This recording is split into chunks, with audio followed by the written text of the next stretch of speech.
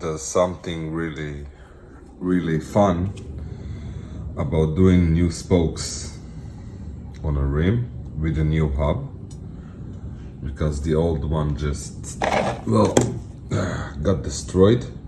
As you can see, all the grooves and everything. The Yamaha hubs are really gentle compared to what I thought they should be. They get destroyed really easily. That's the second bike.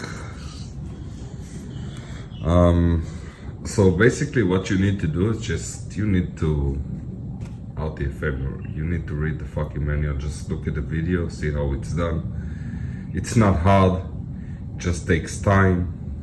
That's it. I'm doing this one-handed just to show you guys how it goes. We got one, just slide it into place. Now we'll see where it belongs. Obviously it belongs here. And why I say obviously, because that's the next one on the top. So I'll take one of these, one of the nipples, and just try to,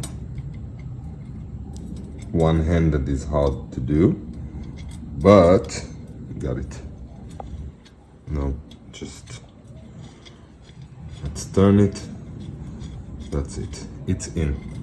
Now you see everything is loose. There's no point in not keeping everything loose for now, because we still need to make sure that everything is centered, and that will happen because I don't have the tool. That will happen by actually looking at the thread. As you can see, we have a difference.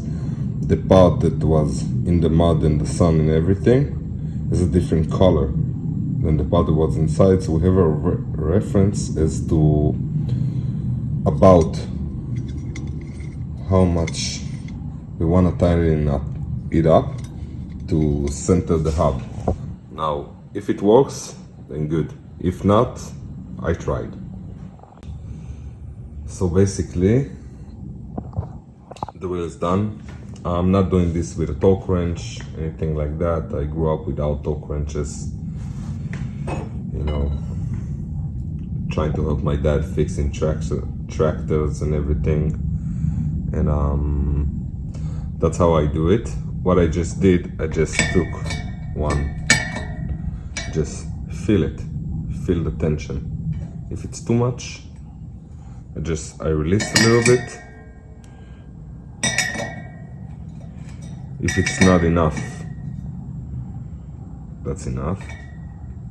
I want to torque it down a little bit. It's something you can actually feel if you don't have a torque wrench or the money for a torque wrench.